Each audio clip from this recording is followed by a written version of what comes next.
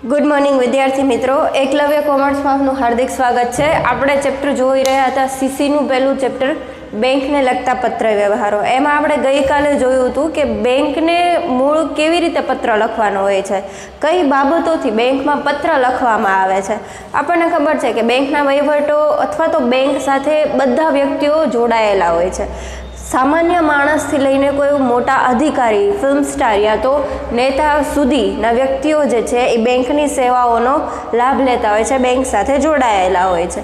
ત્યાર પછી આપણે જોયું હતું કે બેંક સાથે કઈ કઈ રીતે પત્ર વ્યવહાર કરવામાં આવે છે. તો મૂળ બે રીતે પત્ર વ્યવહાર કરવામાં આવે છે.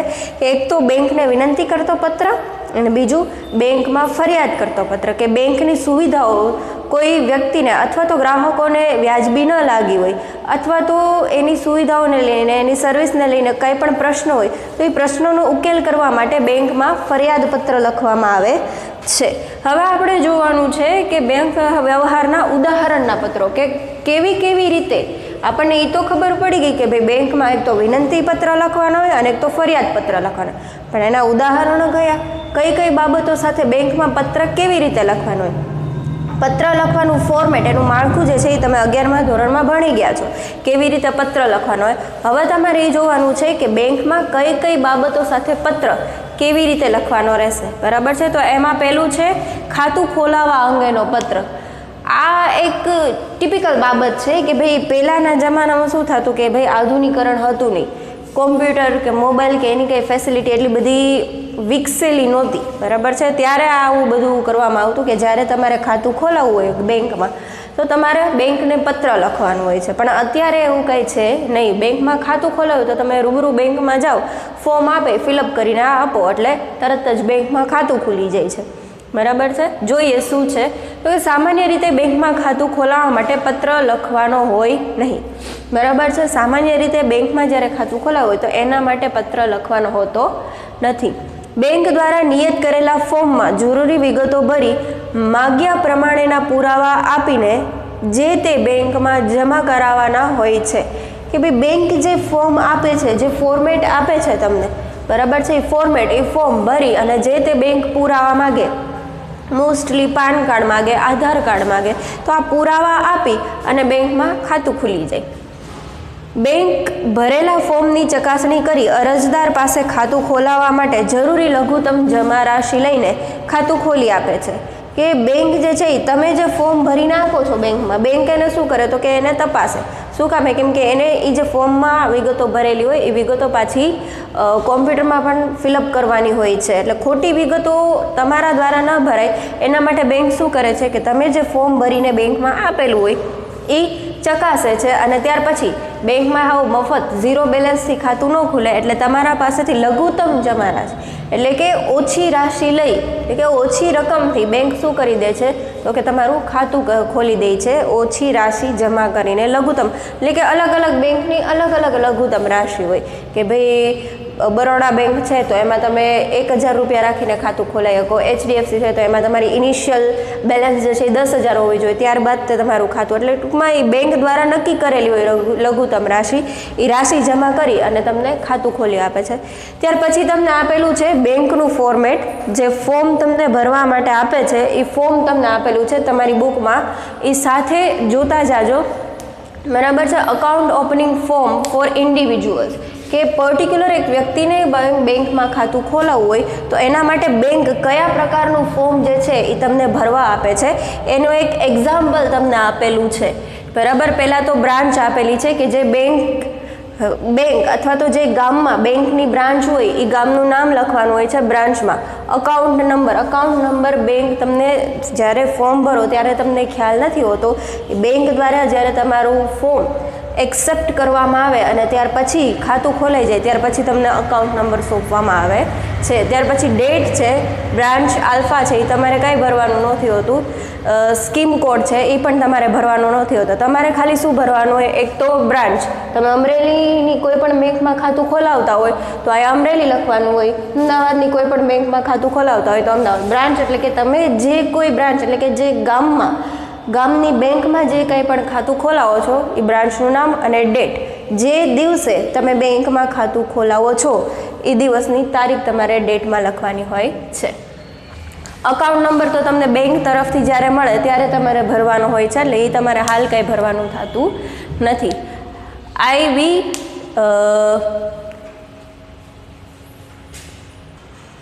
ત્યાર પછી જોઈએ, ત્યાર પછીનું શું છે તો કે I or we request you to open my account deposit account with your branch અથવા તો બેંક એઝ અંડર, કે ભાઈ તમે જેવા ટાઈપનું અકાઉન્ટ બેંક સાથે ખોલાવવા માગો છો એવા ટાઈપનું અકાઉન્ટમાં તમારે શું કરવાનું હોય છે તો કે અહીંયા લખેલું હોય છે કાઉસમાં tick right relevant type of account, કે તમારે જે ટાઈપનું અકાઉન્ટ ખોલાવવું છે એ અકાઉન્ટની સામે કરેક્ટ ક્લિક ટાઈપ કરવાનું. જોયું તમને કેવા કેવા ટાઈપના અકાઉન્ટ આપેલા છે. એક તો સેવિંગ અકાઉન્ટ આપેલું છે, કરંટ અકાઉન્ટ આપેલું છે, ટર્મ ડિપોઝિટ અકાઉન્ટ આપેલું છે, અધર અકાઉન્ટ. હવે તમારે આ બે અકાઉન્ટ ખોલાવવાના હોય નહીં. તમારે એટલે કે કોઈ પણ સામાન્ય વ્યક્તિ હોય એને ટર્મ ડિપોઝિટ અકાઉન્ટ કે અધર અકાઉન્ટ ખોલાવવાના હોય નહીં. એને બે જ અકાઉન્ટ ખોલાવવાના આવે, કાં તો સેવિંગ બેંક અકાઉન્ટ કાં તો કરંટ અકાઉન્ટ.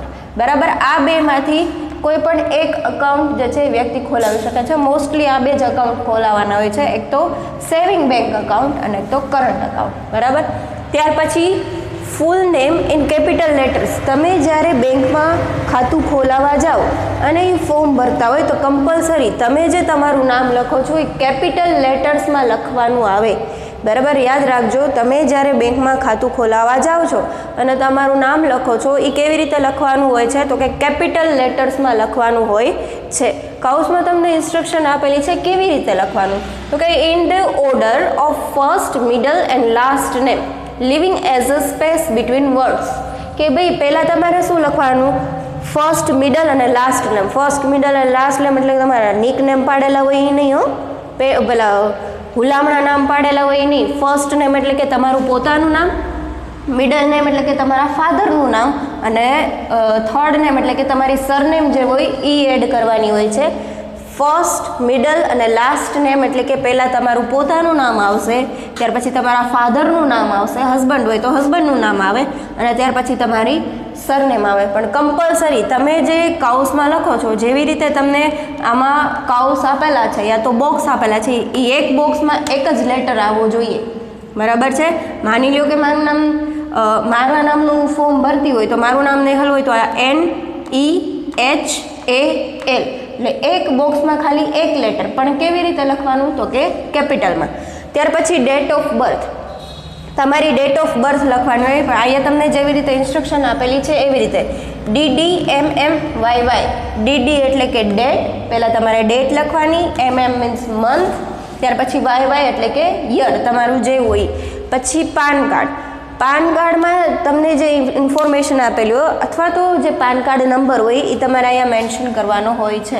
અને જો તમારી પાસે પાન કાર્ડ ન હોય, લખેલું છે if not available, PAN card છે નહીં તો પ્લીઝ અટેચ ફોર્મ 6061. કે જો તમારી પાસે પાન કાર્ડ ન હોય તો તમારે એક ફોર્મ અટેચ કરવાનું હોય, એ ફોર્મ પણ બેંક જ તમને આપે છે. ત્યાર પછી શું છે તો કે customer ID if any existing. Customer ID તમારું બેંક જ તમને આપે, એ બેંક દ્વારા જે કસ્ટમર આઈડી તમને સોંપવામાં આવે છે એ આઈડી તમારે લખવાનું હોય છે. ત્યાર પછી તમને આપેલું છે occupation, status, annual income, relationship with first applicant, nationality and father's or husband's name.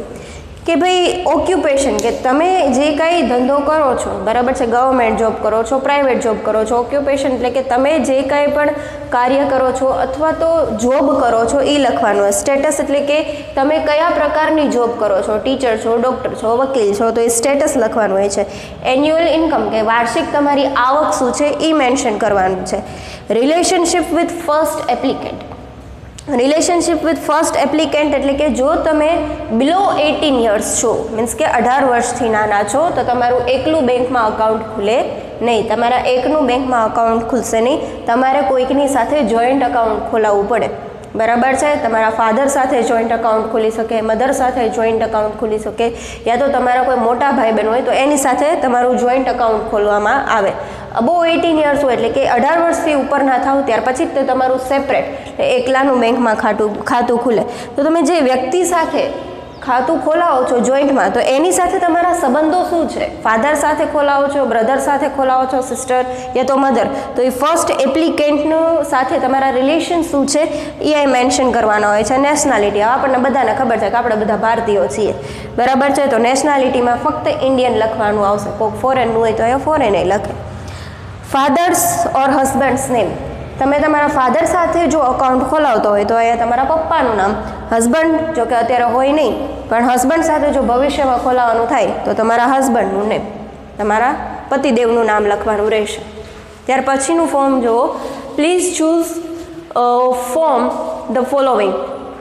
ટૂંકમાં તમારે જે આમાંથી જે ટાઈપના તમે ઓક્યુપેશનમાં છો, જે ટાઈપના તમે એમ્પ્લોય છો એ તમારે અહીંયા સિલેક્ટ કરવાનું રહેશે. અહીંયા તમને આપેલું છે salaried, self employed, professional, politician, housewife, student, defence staff, retired stock broker, agriculture, antique dealer, arm dealer, business other. આ તમને ઓક્યુપેશન આપેલા છે કે ભાઈ તમે સેલેરાઇડ એટલે ગવર્મેન્ટ જોબ કરો છો, સેલ્ફ એમ્પ્લોયડ એટલે કે પ્રાઇવેટ જોબ કરો છો, યા તો પોલિટિશિયન એટલે કે રાજનીતિમાં છો, પ્રોફેશનલ જોબ કરો છો, સ્ટુડન્ટ વિદ્યાર્થી છો, હાઉસવાઇફ છો.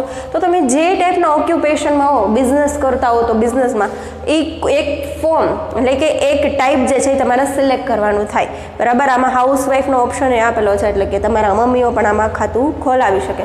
જો અધર હોય એટલે કે તમે બીજા જ કંઈ ફિલ્ડમાં હો તો એ અધરનો ઓપ્શન તમારે ટિક કરવાનો રહેશે. ત્યાર પછી please choose form the following, એટલે કે if staff, ex staff, mention EC number, એટલે કે તમે બેંકના કઈ સ્ટાફ છો અથવા તો એક્સ સ્ટાફ એટલે કે ભૂતપૂર્વ બેંકના સ્ટાફ હોય. તમે જે બેંકમાં ખાતું ખોલાવવા જાઓ છો, આ જે કોલમ જે આપેલી છે એ કોના માટે છે? તો કે ફક્ત બેંકના સ્ટાફ માટે. જે બેંકમાં, માની લો કે બરોડા બેંકમાં તમે ખાતું ખોલાવવા જાઓ છો તો આ કોના માટે છે? તો કે બરોડા બેંકના સ્ટાફ માટે. એક્સ સ્ટાફ એટલે કે ભૂતપૂર્વ સ્ટાફ, જે ભૂતપૂર્વ સ્ટાફ છે કે જે હાલમાં રિટાયર્ડ થઈ ગયેલો છે એના માટે છે, એટલે કે આમાં તમારે કંઈ ફિલઅપ કરવાનું રહેશે નહીં, બરાબર. ત્યાર પછી નેમ ઓફ ધ ગાર્ડિયન એટલે કે તમારા પેરેન્ટ્સનું નામ, બરાબર. મેં તમને કીધું એમ કે તમે બિલો 18 યર્સ હો, 18 વર્ષથી નીચેના હો, તો તમારે તમારા મમ્મી પપ્પા સાથે અથવા તો ગાર્ડિયન સાથે ફોર્મ ભરાવાનું હોય છે. તો તમે જેની સાથે ફોર્મ ભરાવો છો અથવા તો અકાઉન્ટ ખોલાવો છો, જોઈન્ટ અકાઉન્ટ, તો એનું નામ લખવાનું હોય છે. ઇન કેસ ઓફ માઇનર, જો અહીંયા લખેલું છે, મેન્શન કરેલું છે ઇન કેસ ઓફ માઇનર, એટલે કે તમે માઇનરમાં આવતા હોય, 18 વર્ષથી નીચે આવતા હોય. જો સ્ટુડન્ટમાં તમે ફોર્મ ભરતા હો તો તમારે જોઈન્ટ ફોર્મ ભરવાનું રહેશે. Attach proof for minors BOB, એટલે કે જે તમારું ડેટ ઓફ બર્થનું પ્રૂફ છે, જન્મ તારીખનો સર્ટિફિકેટ છે, જન્મનો દાખલો જે છે એનું પ્રૂફ જે છે એ તમારે અટેચ કરવાનું હોય છે જો તમે બિલો 18 યર હોય તો. પછી રિલેશનશિપ વિથ માઇનર, કે તમે જે વ્યક્તિ સાથે ખાતું ખોલાવો છો એ વ્યક્તિનો તમારી એટલે કે માઇનર તમારી સાથે શું સંબંધ છે? FNNG એટલે કે father and natural guardian, mother and natural guardian, legal, de facto અને અધર્સ. આમાં તમારે લીગલ એ નહીં આવે, ડિફેક્ટો એ નહીં આવે, અધર્સ એ, કેમ કે તમે બિલો 18 યર્સ છો એટલે. અહીંયા ખાલી તમારે જો તમારા ફાધર સાથે ખાતું ખોલાવો તો એમાં ટિક કરવાનું, યા તો મધર સાથે ખાતું ખોલાવતા હોય તો એમાં.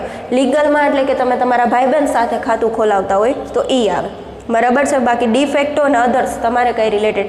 અધર્સમાં તમારા કાકી કાકા સાથે ખાતું ખોલાવતા એ હોય. ડિફેક્ટો એટલે કે તમારે કોઈ વ્યક્તિ સાથે લીગલ રિલેશનશિપ નથી તો એવા સાથે તમે ખાતું ખોલાવતા હો તો ડિફેક્ટો આવે. પણ આ 3 વસ્તુ તમારે કંઈ કામની છે નહીં. અત્યારે તો તમારા ફાધર યા તો મધર સાથે જ ખાતું ખોલાવવાનું હોય. ત્યાર પછી in case of legal guardian appointed by court, enclose copy of the court order, બરાબર છે. ગાર્ડિયન જે છે એ કોર્ટ દ્વારા અપોઇન્ટ કરવામાં આવે છે, એટલે આમાં એટલું બધી લાંબી પ્રોસેસ છે નહીં, બરાબર. ફર્સ્ટ એપ્લિકેન્ટ, સેકન્ડ એપ્લિકેન્ટ અને થર્ડ એપ્લિકેન્ટ, એટલે કે જેટલા ગાર્ડિયન સાથે જેટલું તમે જોઈન્ટ અકાઉન્ટ, માની લો કે તમે તમારા ફાધર સાથે જોઈન્ટ અકાઉન્ટ ખોલો છો તો એનું નામ. સેકન્ડ એપ્લિકેન્ટ, થર્ડ એપ્લિકેન્ટ કે તમે તમારા મધર યા તો ફાધર ગમે એની સાથે ખાતું ખોલાવતા હો, બરાબર છે, તો એના નામ તમારે લખવાના હોય છે જેટલા સાથે જોઈન્ટ અકાઉન્ટ ખોલતા હોય એ.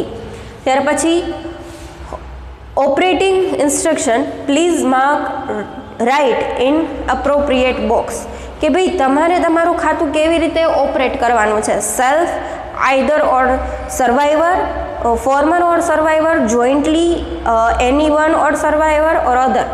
બરાબર છે. તમારે અત્યારે જોઈન્ટલી આવે, કેમ કે તમે બિલો 18 યર છો. સેલ્ફ ક્યારે આવે તો કે તમે અબવ 18 વર્ષ, 18 વર્ષથી ઉપર થશો ત્યારે તમે તમારું ખાતું જે છે એ તમારી રીતે ઓપરેટ કરી શકો, પણ અત્યારે તમારે જોઈન્ટલી આવે. આ બધું તમારે કંઈ કામનું છે નહીં. ત્યાર પછી જોઈએ facilities required please mark correct in appropriate box, કે બેંક દ્વારા જે ફેસિલિટી તમને પ્રોવાઈડ કરવામાં આવે છે, કઈ ફેસિલિટી તમારે જોઈ છે એ જોવાનું છે. અહીંયા કે ચેકબુક, તમારે જો બેંકની ચેકબુક જોતી હોય તો અહીંયા કરેક્ટ ટિક કરવાનું.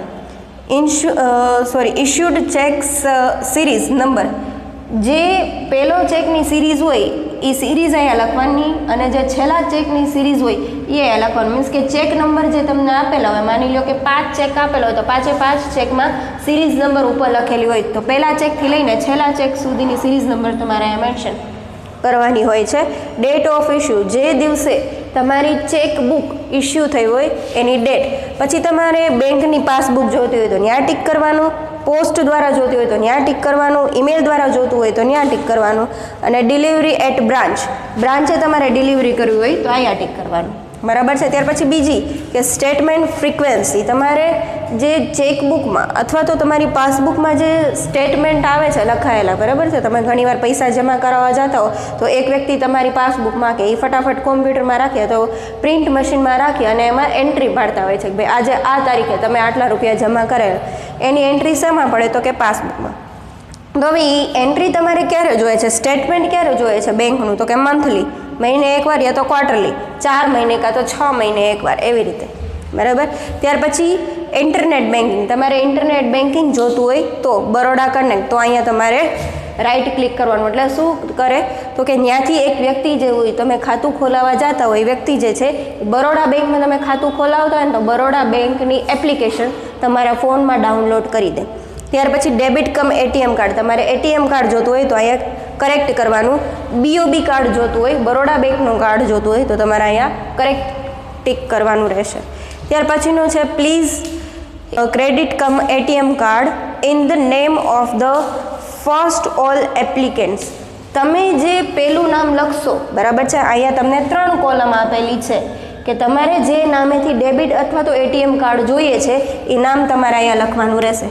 મોસ્ટલી તમે જે અહીંયા પહેલું નામ લખો ને એના નામે તે ડેબિટ યા તો એટીએમ કાર્ડ આવે. આ 2 નામ ઓપ્શનલ હોય છે. બરાબર છે.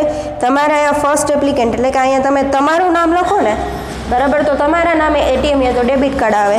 તમારા ફાધરનું નામ લખો તો એમના નામે ડેબિટ યા તો એટીએમ કાર્ડ આવે. બરાબર. ત્યાર પછી જોઈએ, ત્યાર પછી તમને એડ્રેસ આપેલા છે. હવે અહીંયા 3 ટાઈપના તમને એડ્રેસ આપેલા છે. એક તો રેસિડેન્ટલ એટલે કે તમે જ્યાં રહો છો અને ત્યાં કમ્યુનિકેશન એડ્રેસ એટલે કે બેંક દ્વારા જે કાંઈ પોસ્ટમાં તમને એટીએમ કાર્ડ મોકલવામાં આવે, પાસબુક મોકલવામાં આવે તો એ કમ્યુનિકેશન એડ્રેસ, કે બેંક કયા એડ્રેસે તમને આ બધી વસ્તુ જે છે પોસ્ટ દ્વારા મોકલે. અને બીજું છે પરમનન્ટ એડ્રેસ એટલે કે તમે કાયમી ધોરણે જ્યાં વસતા હો એ એડ્રેસ લખવાનું હોય છે. ઘણીવાર એવું થાય કે ઘણા લોકો ગામડે રહેતા હોય અને સિટીમાં વસતા હોય તો એને પરમનન્ટ એડ્રેસ એટલે કે એનું મેઇન રહેવાસ જ્યાં હોય ને એનું એડ્રેસ લખવાનું હોય છે. બરાબર. જો એકને એક હોય, તમે એક જ ગામમાં સ્થાયી હો તો તમારે ત્રણેયમાં એકને એક એડ્રેસ લખવાનું હોય. બરાબર છે. હવે અહીંયા માની લો કે અહીંયા રેસિડેન્ટલ એડ્રેસમાં તમે કાયમી ધોરણ માની લો કે અમરેલીમાં જ રહેતા હો પહેલેથી ને હવે અમરેલીમાં જ રહેવાનું હોય તો તમારે અહીંયા એ જ એડ્રેસ નાખવાનું હોય છે. ત્યાર પછી અહીંયા બધે તમે એઝ અબો કરી નાખો તો ચાલે, પણ તમે રહેતા ક્યાં કોઈ, તમારું પરમનન્ટ રહેવાસ ક્યાંય હોય, પછી કમ્યુનિકેશન તમારે બીજે ક્યાંય કરવાની હોય તો અહીંયા અલગ અલગ એડ્રેસ નાખવાના રહે, બાકી બધું સેમ આવે. ત્યાર પછી આપેલું છે અધર ઇન્ફોર્મેશન, બીજી બધી ઇન્ફોર્મેશન. એજ્યુકેશન તો તમને ખબર જ હશે કે તમે જે કંઈ એજ્યુકેશન તમે લીધેલું હોય એ education. Non matric, SSC, HSC, graduate અને પોસ્ટ ગ્રેજ્યુએટ, આમાંથી તમે જે કરેલું હોય એમાં તમારે રાઈટ ક્લિક કરી દેવાનું રહી.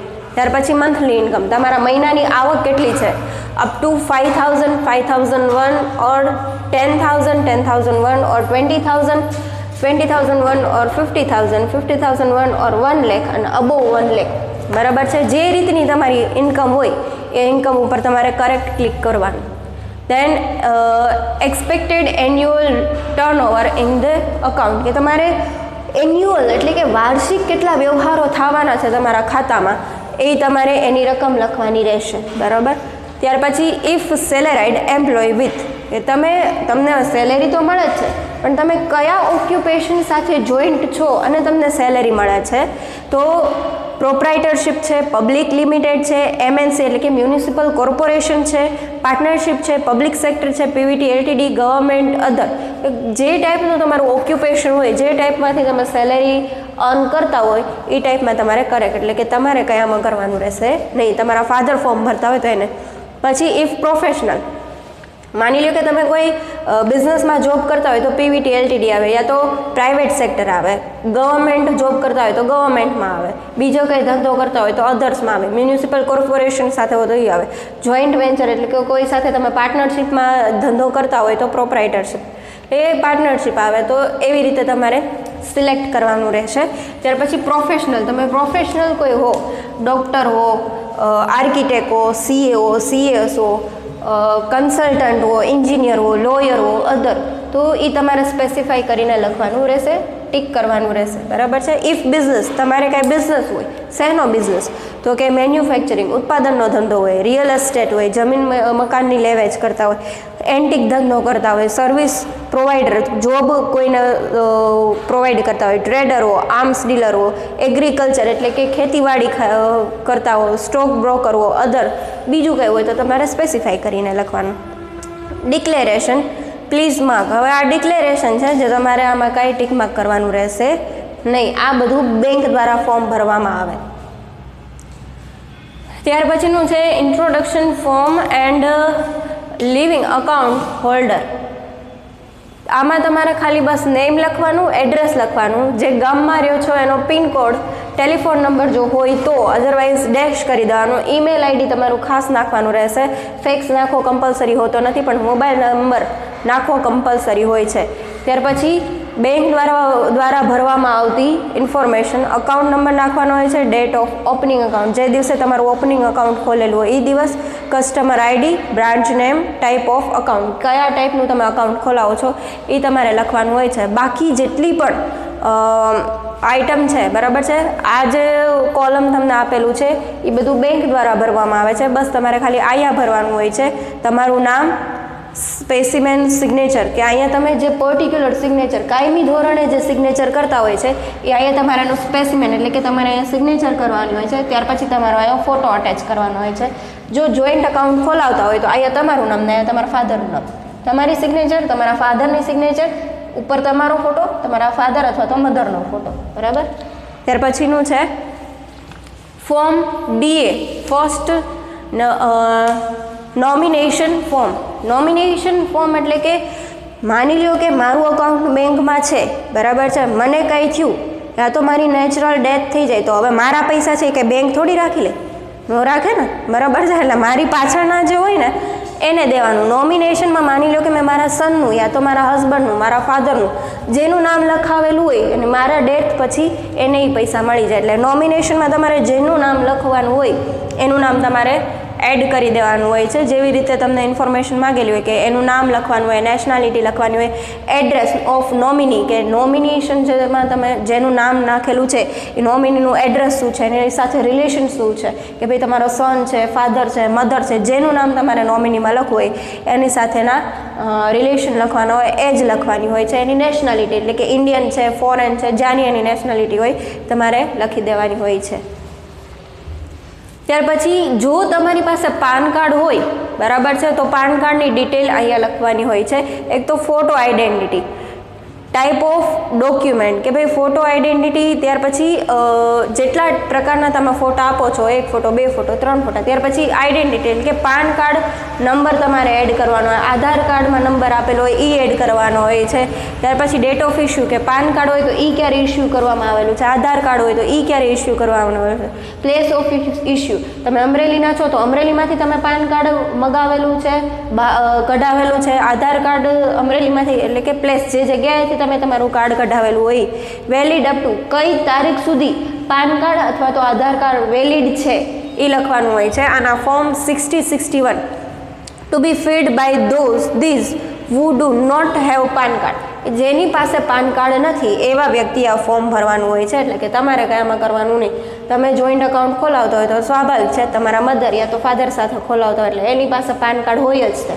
અને સેપરેટ થાવ એટલે કે તમારે સેલ્ફ અકાઉન્ટ જ્યારે ખોલાવવાનું આવે ત્યાં સુધીમાં તમારી પાસે પાન કાર્ડ આવી જાય. એટલે જો કોઈ વ્યક્તિ પાસે પાન કાર્ડ ન હોય ત્યારે જ તે વ્યક્તિ આ ફોર્મ જે છે એ ફિલઅપ કરવાનું હોય છે, અદરવાઇઝ આ ફોર્મ ફિલઅપ કરવાનું આવતું નથી.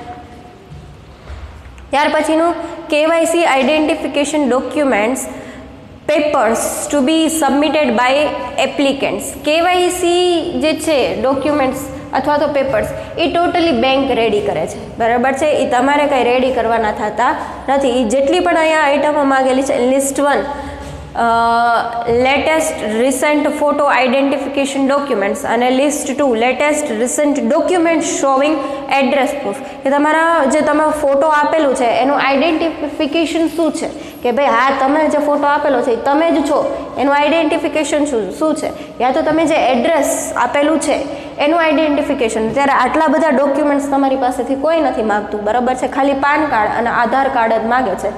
એ બેયમાં તમારું એડ્રેસ લખેલું જ હોય છે. ત્યાર પછી આવે છે for office use. Office use એટલે કે ખાલી આ જે તમને ફોર્મ આપેલું છે એ ફક્ત ઓફિસના કાર્યો માટે જ હોય છે. ડિસ્ક્રિપ્શન આપેલું છે, નેમ ઓફ ઓથોરાઇઝડ સ્ટાફ એટલે કે જે સ્ટાફે તમારું અકાઉન્ટ ખોલી દીધું છે એ સ્ટાફ, ઓથોરાઇઝ સ્ટાફ યા તો એના મેનેજર અને એની સિગ્નેચર એટલે કે તમારું અકાઉન્ટ અપ્રૂવ કરવા માટે. હકીકતે તમારું ખાતું જે મેનેજર છે એના દ્વારા અપ્રૂવ થયેલું છે એનું નામ અને એનું સિગ્નેચર લખવામાં આવે છે. એટલે કે ઓફિસ સ્ટાફ માટે હોય છે, ઓફિસ યુઝ માટે હોય છે. આ તમારે ભરવાનું થતું નથી. ત્યાર પછી કેવાયસી સર્ટિફિકેશન આવે છે કે એ પણ તમારે નથી ભરવાનું હોતું. આ કોને ભરવાનું હોય છે તો કે જે વ્યક્તિ તમારું ખાતું ઓપન કરે છે એને ભરવાનું હોય છે. તો આ થયું તમારે ફિલઅપ કરી અને બેંકને પરત કરવામાં આવે છે, જેના દ્વારા તમે બેંકમાં ખાતું ખોલાવી શકો છો. હવે આપણે નેક્સ્ટ લેક્ચરમાં જોશું કે બેંક સાથે પત્ર કેવી રીતે કરવાનો હોય છે, કઈ કઈ બાબતો સાથે બેંક સાથે પત્ર વ્યવહાર કરવામાં આવે છે.